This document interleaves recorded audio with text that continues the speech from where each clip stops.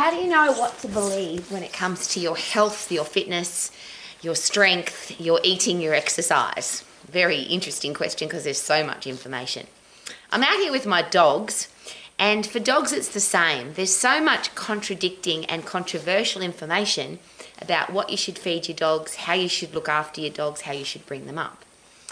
I have 5 dogs at the moment. I'm a very old lady and I've had dogs all of my life, and I want to share with you very openly that there's nothing that I've loved more in my life than my puppy dogs. I've had a lot of people come in and out of my life, but my dogs, I just adore them.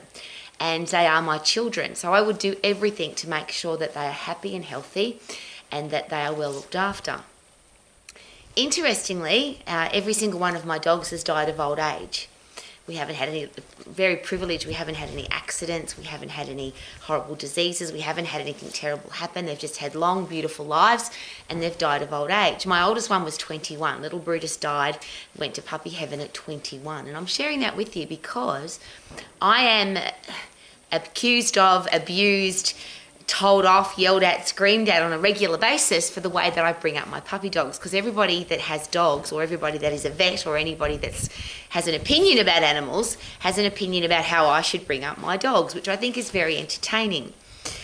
Because none of my dogs have had any challenges. They've all died of old age. With very little vet care, very little medication, all the things that the vets will scream and yell at me. They have to have this, they have to take that, they have to do this. And I'm just a firm believer in fresh air and sunshine and circulation and love and care. I'm sharing that with you because eating and exercise, being healthy, fit and strong, also has all of these contradicting, controversial information that is thrown at us on a regular basis. And there are some people that will scream at you, preach at you, tell you off, tell you what you have to do, can't do, mustn't do, should do. And I always find that really perplexing because I've been an exercise professional all of my life. My entire career path from the age of 13 full time has been inspiring people to be healthy, fit and strong, lean, energetic and to have a long life, barring accident or bad luck. But I would never tell anybody what to eat, and I would never tell anybody how to exercise. It's none of my business. Even the people that say to me, Rowie, just tell me how to eat and tell me how to exercise and I'll do exactly what you tell me to do.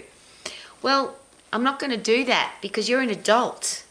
And even if you were a child, because I have this conversation with children, what do you think you should do?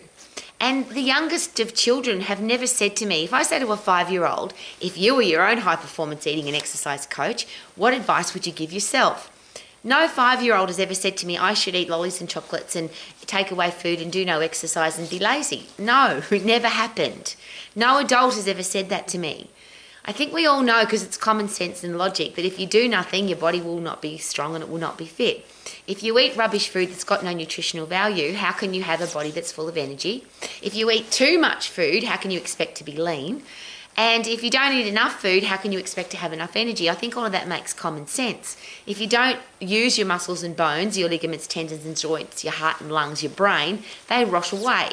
So you end up with coronary heart disease, type 2 diabetes, osteoporosis, depression, brain diseases, horrible cancers, depression. Horrible things happen to the body and the brain if you don't look after them. So why is there so much contradicting information? And this is where it becomes very interesting for me. Because one of my favourite quotes is this: a genius will take something that's very complicated and make it very easy to understand. That's what their genius is. They're really good at that. And somebody that has a very big ego will take something very simple and make it very complicated and hard to understand. So welcome to my world. I have to deal with those people every day, the high ego people. And you probably do too now, because a lot of them are talking on social media to have a podcast. They're a doctor or a psychologist or a neuroscientist or some kind of expert, and they talk in these really big words. And I've been studying the human body all of my life, every single day, and I have to go and look up some stuff every so often. I have to get my anatomy book out and go, I've never heard of that before. Very interesting, however, that most of the time when I hear something that I've never heard before, it isn't in the anatomy book. And one of the set sciences, most sciences have changed and opinions have changed and ideas have changed and people's yelling and screaming and telling you what to do about certain things. Those ideas have all changed in my lifetime, and I'm an old lady. But what hasn't changed is the anatomy of the human body. So if you understand that there's three energy systems, if you understand that you've got an endocrine system, a central nervous system, skeletal muscular system, immune system, digestive system, they all work together to make sure that you're a healthy human being, particularly that endocrine system, the hormones that control your body. If you understand how they all work together, that is not different in anybody. There's some differences in males and females, of course, because we've got different sex organs. So that will then, the hormonal system will create different brain function because we think differently. But ultimately, that if you understand how your human body works, then you can't get bamboozled by these so-called experts who use big words and make it all very controversial and very confusing, and often, sadly, very wrong. And I'm not telling you whether they're right or wrong. What I'm asking is this: please learn for yourself. You have to live in this human body for the rest of your life. This is the only home you've got.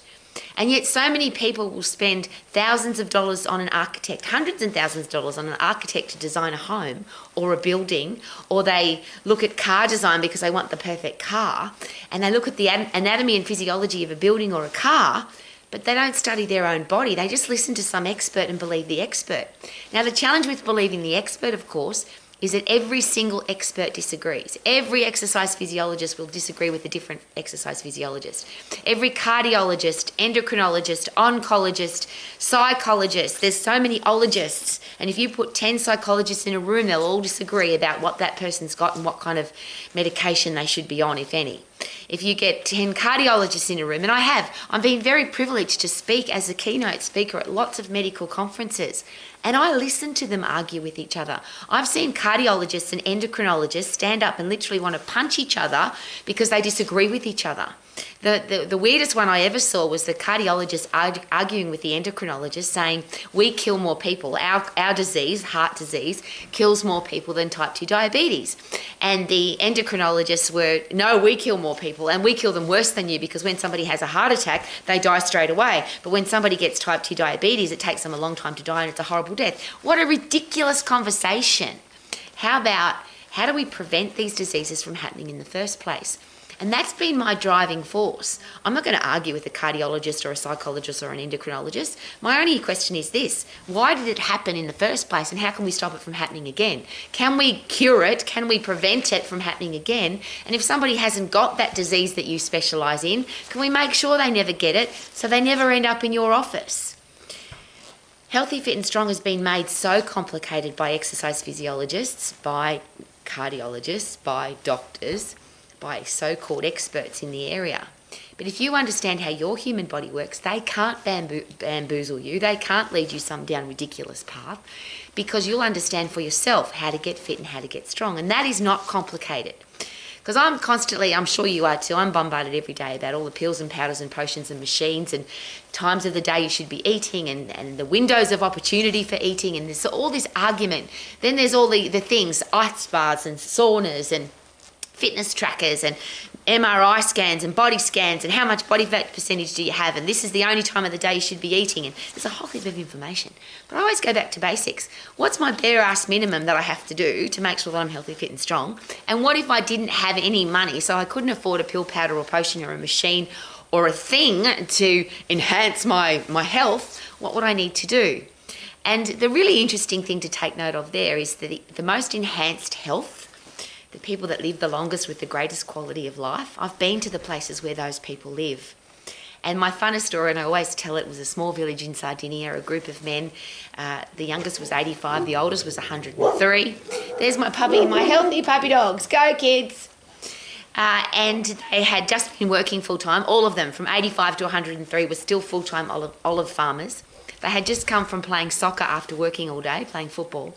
They were in the pub having a cigar, a glass of wine and a pizza, and they were in such beautiful translation from one of the people at the pub that could speak English and Italian, said to me, this beautiful 103-year-old man is going home to make love to his wife. Now, I don't think there's better quality of life than that. At 85 and above, you're still working and loving your work, you're still playing your sport and being able to do it at top, well, I think that's a top level. If you can play soccer with your mates at 85 to 103, you're doing pretty well. Eating great food, not silly fanatical food, and they're living with great quality of life. And those guys weren't fat, they had muscle, they looked amazing, they had big smiles on their faces. Is there any other way to live than that? I look at a lot of the so-called social media influencers that talk about when you can and can't eat and how many pills and powders and potions you should take and how many ice baths you should have and how many saunas you should have and how many steps you should take and how many MRI scans and body fat percentage tests you should have. And they look bloody miserable. And a lot of them, yes, they've got beautiful bodies because they've got muscle definition and their bodies look good. But when I look into their eyes, where's your true happiness coming from?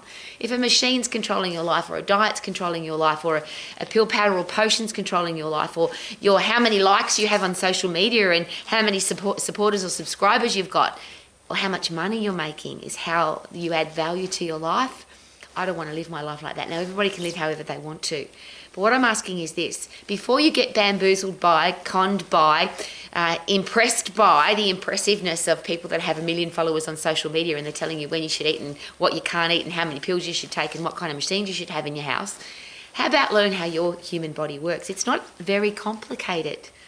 Get puffed to get fit, lift heavy to get strong, do it safely so you don't get injured, give your body time to recover, and then how about this?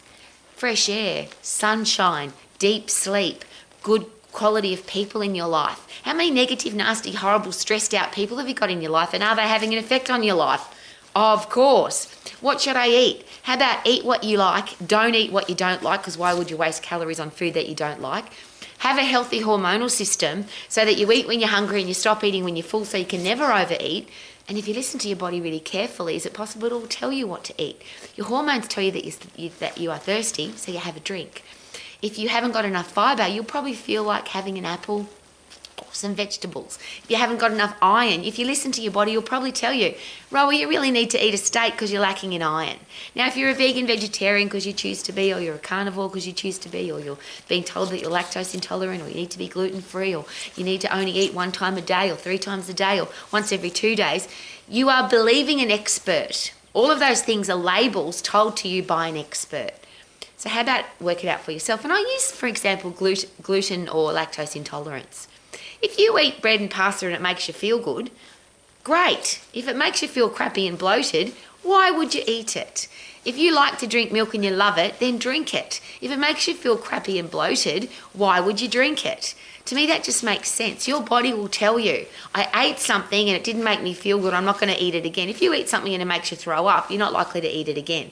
If you eat something and it doesn't give you a stack of energy, and the 4 things that I always talk about, do you have a stack of energy? Do you perform at your best? Do you love what you see in the mirror and the way your body feels to touch? And are you getting the results that you want from your eating and exercise plan? If the answer is yes, which if I asked those guys in Sardinia, I'm sure they would have said yes, what we're doing is working. We eat bread, we eat pasta, we smoke a cigar every day, we have a glass of wine every day, we love our lives, we love our lives, we love our lives, versus these people that are so fanatical and stressed out and caught up with the guilt and the aggressiveness and the anxiety of not doing enough steps and not eating enough food and eating too many calories and not having a body fat percentage that's exactly perfect. I don't want to live my life like that. Of course, you can live your life however you want to. But as I always share, if you're a parent, a teacher, a coach, a boss, or a leader, I don't want our kids growing up thinking that they have to take this pill, powder, or potion. What if they don't want to, they don't like it, or they don't have enough money? I don't want them to think they have to have a specific machine to get strong or fit. You can sprint on the spot and you can lift your own body weight. There's so many simple ways to stay healthy, fit and strong. Why have we made it so complicated? It's a question that I ask myself every day.